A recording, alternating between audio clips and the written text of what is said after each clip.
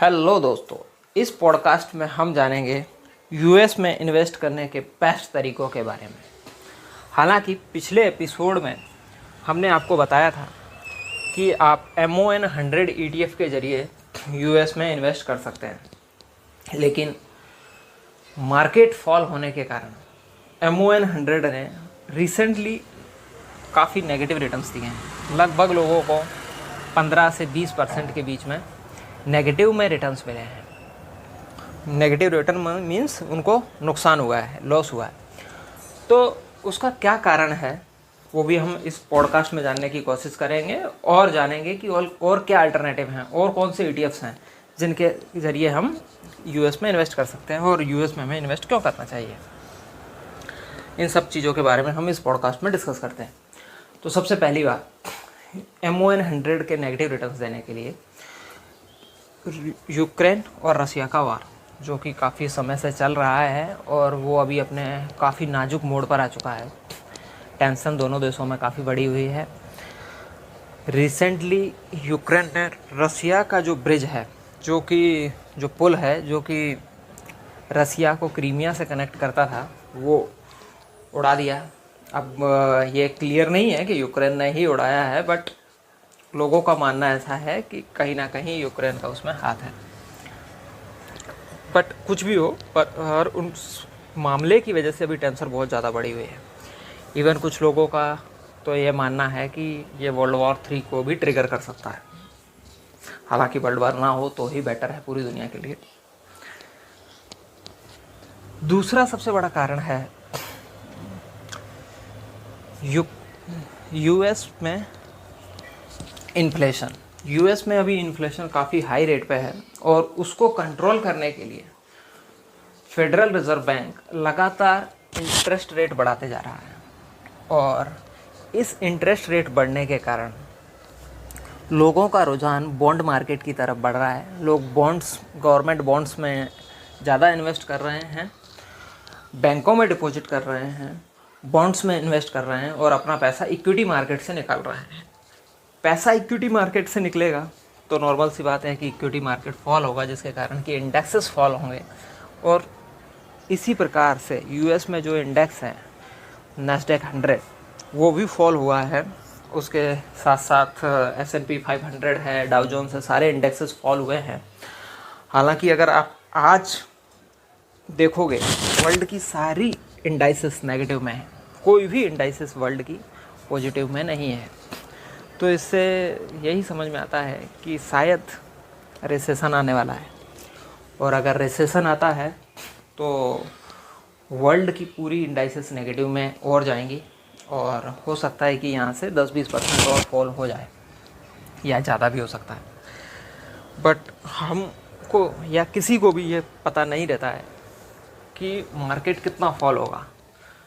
तो आप इस मौके का फ़ायदा भी उठा सकते हो SIP करके मार्केट में। और ख़ासकर अगर आप यूएस में इन्वेस्ट करते हैं तो आपको काफ़ी अच्छे रिटर्न्स मिल सकते हैं, क्योंकि जो रुपी का डेप्रिसिएशन होता है, मतलब जो डॉलर वर्सेस रुपीस का जो डेप्रिसिएशन होता है, आप देख रहे हो पहले $1 में 70 रुपये आते थे, अभी $1 में 80-81 रुपये आ रहे हैं और ये दिनों दिन और महंगा होता जा रहा है। तो इससे क्या हो रहा है कि हमारे जो रुपया है उसकी वैल्यू डेप्रिसिएट हो रही है। हमें और ज़्यादा रुपए खर्च करने पड़ते हैं $1 खरीदने के लिए। तो अगर आप डॉलर में ही इन्वेस्ट करोगे तो आपको रुपी के डेप्रिसिएशन का भी फ़ायदा मिलेगा और अगर यूएस यहाँ से बाउंस बैक करता है तो उस चीज़ का भी फ़ायदा मिलेगा। तो अब अपन बात करते हैं उन तरीक़ों के बारे में जिससे कि आप यूएस मार्केट में इन्वेस्ट कर सकते हैं। तो उसमें सबसे बेस्ट तरीका जो है वो है ETFs के ज़रिए, जो कि हमेशा से रहता है। और दूसरा तरीका है अदर बहुत सारी ऐप्स हैं जो कि आपको यूएस में इन्वेस्ट करने का मौका देती हैं। उनमें से एक ऐप है IND मनी।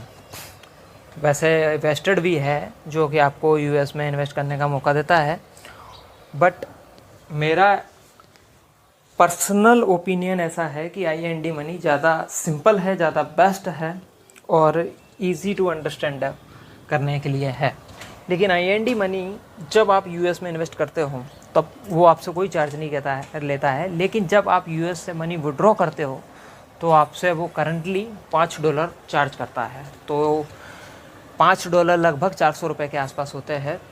और अगर आप 10,000 या इससे ज़्यादा इन्वेस्ट करने के इच्छुक हैं तो ही आप IND मनी के ज़रिए US में इन्वेस्ट करिए। अदरवाइज़ आपको जो विड्रॉवल चार्जेस हैं वही 400 रुपये कट जाएंगे, तो आपको कुछ ज़्यादा गेन होगा नहीं, कुछ प्रॉफिट होगा नहीं। तो उस केस में आप IND मनी को प्रेफर बिल्कुल ना करें। हाँ, अगर आप बड़े अमाउंट के साथ इन्वेस्ट करना चाहते हैं, 1,00,000 2 लाख रुपए के साथ, 50-60 हज़ार रुपये के साथ, तो आप IND मनी के ज़रिए इन्वेस्ट कर सकते हैं। उसकी की लिंक मैं आपको इस पॉडकास्ट के नीचे कमेंट बॉक्स में दे दूँगा। और आप उसके लिए हमारे Telegram channel Sandhu value investing को भी ज्वाइन कर सकते हैं और वेबसाइट पे भी जाके सर्च कर सकते हैं। वेबसाइट है sandhuvalueinvesting.blogspot.com। अब बात करते हैं कि दूसरा कौन सा अच्छा ज़रिया है जिससे कि हम कम रुपीज़, इवन 100-200 रुपये में भी US में इन्वेस्ट कर सकें। और US की जो अच्छी कंपनीज़ हैं जैसे गूगल है, एप्पल है, माइक्रोसॉफ्ट है, फेसबुक है, इंटेल है ना, AMD है जो सेमीकंडक्टर बनाती है, अपने प्रोसेसर बनाती है, ग्राफिक्स कार्ड बनाती है, ऑन सेमीकंडक्टर है, इन सब में कैसे इन्वेस्ट कर सकें, तो उसका बेस्ट तरीका है ETFs के ज़रिए। तो मैं उसी के लिए आपको कुछ बेस्ट ETFs बताने जा रहा हूँ जिससे कि आप US मार्केट में बहुत कम रुपीस में, इवन 25-30 रुपये के साथ भी आप इन्वेस्ट कर सकते हो। तो सबसे पहले बात करेंगे हम अपने एग्जिस्टिंग ETF के बारे में, जिसके बारे में अगर किसी को नहीं पता हो तो उसको एक रिफ्रेश मिलेगा। तो वो है MON100। MON100 करंटली आज 93.68 रुपीज़ पे इसकी क्लोजिंग हुई थी, जो कि फ्राइडे मार्केट में जो इसकी क्लोजिंग प्राइसेस थी वो थी 93 रुपीज़ 68 पैसा। और ये ETF आपका Nasdaq 100 जो US का इंडेक्स है उसमें इन्वेस्ट करता है। और इसका मकसद रहता है आपको वही रिटर्न्स दिए जाएं जो कि Nasdaq 100 ETF देता है, Nasdaq 100 इंडेक्स देता है। हालांकि पिछले एक महीने में इसका जो रिटर्न है वो -1% है और पिछले एक साल में लगभग -14-15% है। माइनस में है, मतलब इसने आपको लॉस दिया, बट उसका कारण मैं आपको अभी पॉडकास्ट में बता चुका हूँ कि उसके कारण क्या थे। इस ETF का एक्सपेंस रेशियो 0.58% है और इस ETF में काफ़ी अच्छी लिक्विडिटी है। और इस ETF का अभी जो AUM है, मतलब टोटल इन्वेस्टेड वैल्यू है, वो 5,133 करोड़ के आसपास है। तो ये एक बहुत अच्छा ETF है। बट करंटली अभी ये ETFs एक्टिवली ट्रेड नहीं हो पा रहा है क्योंकि अभी इसमें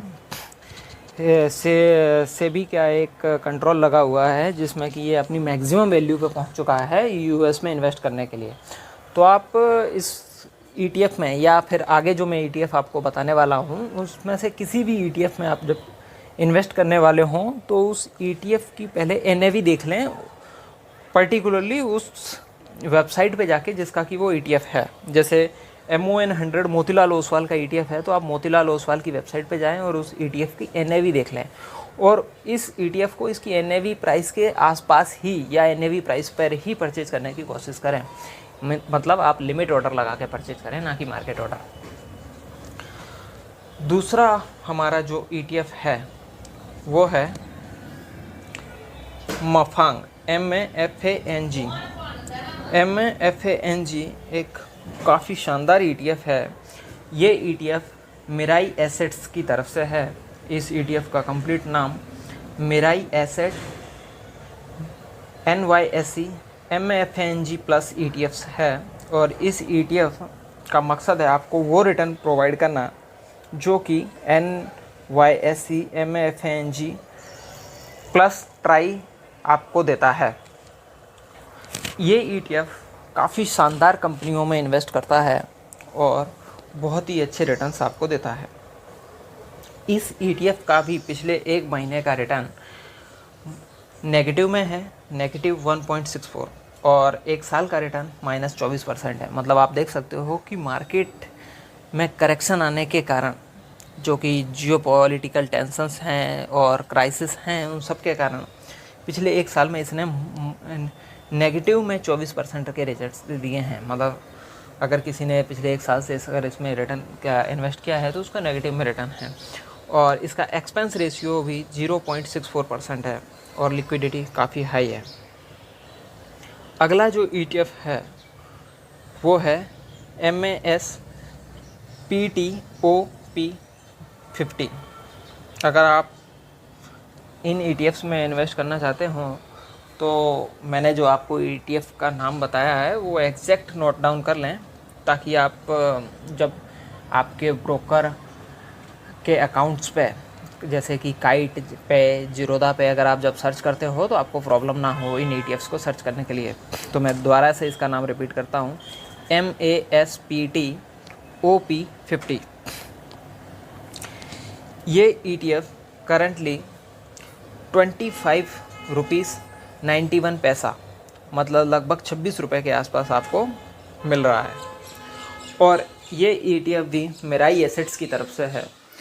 और इस ETF Mirae asset S&P 500 top 50 ETFs का ऑब्जेक्टिव है आपको वो रिटर्न्स प्रोवाइड करना जो कि S&P 500 टॉप 50 आपको देता है। पिछले एक महीने का इसका रिटर्न भी नेगेटिव में है, -0.92%, और एक साल का रिटर्न नेगेटिव में है 7.46%। इस इंडेक्स में या इन कंपनीज़ में कोई भी प्रॉब्लम नहीं है, सिर्फ जियोपॉलिटिकल टेंशंस के कारण इनका सबका रिटर्न नेगेटिव में है, जो कि मैं ऑलरेडी आपको एक्सप्लेन कर चुका हूँ। इसका एक्सपेंस रेशियो 0.60% है और इसमें लिक्विडिटी काफ़ी अच्छी है, हाई लिक्विडिटी है। अगला जो ETF है उसका NSE कोड है MONQ50। MONQ50 करंटली 49 रुपीज़ पे ट्रेड हो रहा है और ये ETF मोतीलाल ओसवाल हाउस की तरफ से है। Motilal Oswal Nasdaq Q50 ETF का ऑब्जेक्टिव है आपको वो रिटर्न प्रोवाइड किए जाएं जो नैस्डैक Q50 इंडेक्स आपको देता है। इसमें क्वालिटी 50 कंपनीज़ हैं और ये काफ़ी अच्छी कंपनी हैं। ये ETF रिसेंटली लॉन्च हुआ है, इसलिए इसका 1 ईयर का रिटर्न तो अवेलेबल नहीं है, लेकिन 1 मंथ का रिटर्न इसका नेगेटिव में 11.48% है और इसका एक्सपेंस रेशियो 0.42% है और इसमें लिक्विडिटी अभी मीडियम है क्योंकि ये अभी रिसेंटली लॉन्च्ड ETF है। तो हम लोगों ने इस पॉडकास्ट में जाना कि कौन से बेस्ट ETFs हैं। अगर आपने नोट डाउन नहीं किया हो तो मैं इनके एक बार और NSE कोड आपको बता देता हूं, जिससे कि आपको अपने ट्रेडिंग अकाउंट्स में सर्च करने में ज़्यादा प्रॉब्लम ना हो। तो पहला ETF था MON100, दूसरा था मफांग MAFANG, तीसरा ETF था MASPTOP50 MASPTOP50, चौथा ETF था MONQ50। अगर आप हांगकांग मार्केट में इन्वेस्ट करना चाहते हो तो उसके लिए भी एक ETF है जिसका नाम है HNGSNGBEES हैंसेंग 20, और ये ETF करंटली 255 रुपीज़ के आसपास ट्रेड हो रहा है और ये ETF आपका निप्पॉन इंडिया हाउस की तरफ से है। निप्पॉन इंडिया ETF हैंसेंग 20 का ऑब्जेक्टिव है आपको वो रिटर्न्स प्रोवाइड करना जो कि हैंगसेंग इंडेक्स आपको देता है। इस ETF का भी रिटर्न 1 मंथ का नेगेटिव में 4.27% है और 1 ईयर का रिटर्न लगभग नेगेटिव में 20% है। एक्सपेंस रेशियो 0.93% है और इसमें लिक्विडिटी मीडियम है। बट हैंसेंग ETF का रिकॉर्ड काफ़ी अच्छा नहीं है, मतलब ये आपको बहुत ही अच्छे रिटर्न्स नहीं प्रोवाइड करता है। तो इसलिए मेरा पर्सनल ओपिनियन है, ये कोई एडवाइस नहीं है, सिर्फ एजुकेशन पर्पस के लिए पर्सनल ओपिनियन मैं आपको मेरा शेयर करता हूँ कि आप यूएस में इन्वेस्ट करें या फिर सबसे बेस्ट अभी इंडियन इकोनॉमी है तो आप इंडियन इकोनॉमी में ही इन्वेस्ट करें। और अगर आप जानते नहीं हैं कि इंडियन इकोनॉमी मतलब इंडियन इंडेक्सेस में इन्वेस्ट करने के लिए बेस्ट ETF कौन से हैं, तो मैं आपको उनके भी नाम बता देता हूँ। तो उनके नाम है निफ्टी 20। गोल्ड में अगर इन्वेस्ट करना है तो गोल्ड 20, निफ्टी 20 आपका पैसा इंडिया की निफ्टी 50 इंडेक्स में इन्वेस्ट करता है, मतलब उनमें जो कंपनी है उन्हीं कंपनीज में इन्वेस्ट करता है उसी प्रोपोर्शन में, ताकि आपको वही रिटर्न मिल सकें जो निफ्टी 50 इंडेक्स आपको देता है। सिल्वर में अगर आपको इन्वेस्ट करना है तो सिल्वर 20 ने हालांकि रिसेंटली बहुत अच्छा परफॉर्म किया है। अगला ETF है बैंक 20, अगर आप बैंक इंडेक्स में इन्वेस्ट करना चाहते हो। उसके बाद है IT 20, अगर आप IT की इंडेक्स में इन्वेस्ट करना चाहते हो। CPSE ETF, अगर आप गवर्नमेंट कंपनीज में इन्वेस्ट करना चाहते हो। जूनियर 20, अगर आप जूनियर इंडेक्स में इन्वेस्ट करना चाहते हो। ICICI B22, इसमें ICICI की 22 बेस्ट मतलब ICICI के द्वारा छांटी गई बेस्ट 22 कंपनीज में इन्वेस्ट करते हैं। और HDFC म्यूचुअल फंड का गोल्ड का ETF है HDFC MFG ETF, ये गोल्ड में इन्वेस्ट करता है। फिर मोतीलाल ओसवाल हाउस की तरफ से है MOM 100, अगर मिड साइज़ की कंपनीज में आपको इन्वेस्ट करना है तो उसके लिए है मिड 150 20। निफ्टी नेक्स्ट 50 कंपनीज में अगर आपको इन्वेस्ट करना है तो उसके लिए है MANXT 50। अगर फार्मा इंडेक्स में इन्वेस्ट करना है तो उसके लिए है ICICI फार्मा, इसका कोड है एग्जैक्ट ICICI PHARM। इसी प्रकार से अगर आप रियल इस्टेट में इन्वेस्ट करना चाहते हो तो उसके लिए रीट रहती है जो कि रियल इस्टेट में इन्वेस्ट करती है, तो उसके लिए है बायरेट BIRET। अगली कंपनी है एम्बेसी EMBASSY। उसके बाद है माइंड स्पेस MINDSPACE। ये सिर्फ 3 करंटली इंडियन स्टॉक एक्सचेंज पर लिस्टेड कंपनीज हैं जो कि रियल इस्टेट में इन्वेस्ट करती हैं। अगर आप भी रियल इस्टेट्स के जो रिटर्न्स हैं वो प्राप्त करना चाहते हो और रेंट लेना चाहते हो, ये आपको रेंट भी देती हैं in the form of dividends.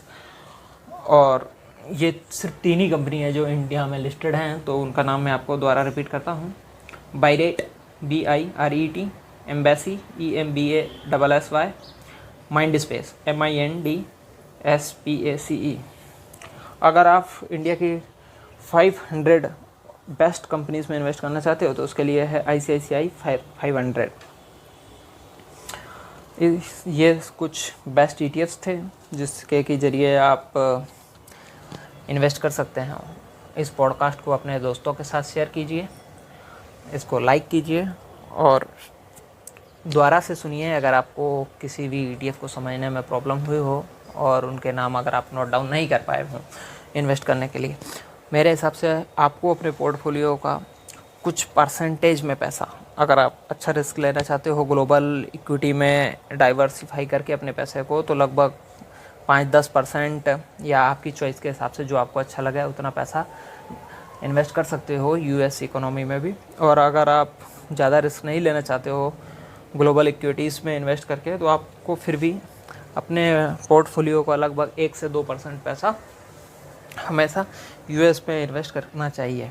चाहे आप वो किसी ऐप के ज़रिए करो, बट वो ऐप रिलायबल होनी चाहिए, या फिर आप ETFs के ज़रिए करो। तो मेरी पर्सनल चॉइस है कि ETF के ज़रिए इन्वेस्ट करना ज़्यादा बेस्ट है, क्योंकि वो इंडिया के बेस्ट फंड हाउसेस जैसे मेराई है, मोतीलाल ओसवाल है, निपॉन है, ये आप वो ETFs मैनेज करते हैं, तो आपको ज़्यादा सिरदर्द करने की या ज़्यादा टेंशन लेने की दिक्कत नहीं है। और US से रिटर्न कैसे कमाना है, उन कंपनियों से डील कैसे करना है, ये सब ये फंड हाउसेस देखते हैं और ये बेस्ट फंड हाउसेस हैं। दूसरा ऑप्शन है कि आपको इक्विटी के साथ साथ थोड़ा सा पैसा गोल्ड में भी रिजर्व रखना चाहिए, क्योंकि गोल्ड आपको लॉन्ग टर्म में अच्छे रिटर्न्स देता है, और ख़ासकर गोल्ड आपको अपॉर्चुनिटी देता है। जब इक्विटी मार्केट क्रैशेस होते हैं या कोई रिसेशन आता है तो आप गोल्ड से पैसा निकाल के इक्विटी में इन्वेस्ट कर सको और शेयर्स को काफ़ी सस्ते दाम पर ख़रीद सको। तो उसके लिए मैंने आपको 2 गोल्ड ETF बताए थे, जो कि गोल्ड 20 है और एक HDFC का गोल्ड का ETF है, उसमें इन्वेस्ट करना चाहिए। और सिल्वर में भी थोड़ा बहुत पैसा इन्वेस्ट करना चाहिए ताकि आपको सिल्वर की प्राइसेस का भी इंजॉय मिल सके। हमने ऑलरेडी आपके साथ एक पिछला इससे ही जस्ट प्रीवियस पॉडकास्ट शेयर किया था, अगर आपने नहीं सुना हो तो वो सुन सकते हैं और आप उसमें जान सकते हैं कि आप सिल्वर में कैसे इन्वेस्ट करें, सिल्वर में इन्वेस्ट करने के क्या फ़ायदे हैं, वो सब चीज़ें आप उस पॉडकास्ट से जान सकते हैं। इसके साथ साथ आपको थोड़ा बहुत पैसा 1-2% रियल इस्टेट में भी इन्वेस्ट करना चाहिए, क्योंकि रियल इस्टेट में आपको लगातार रेंट के रूप में अर्निंग मिलती रहती है। तो फिर मिलते हैं दोस्तों किसी नए पॉडकास्ट में किसी नई जानकारी के साथ। Thank you. इस पॉडकास्ट को शेयर करें, ज़्यादा से ज़्यादा लोगों के साथ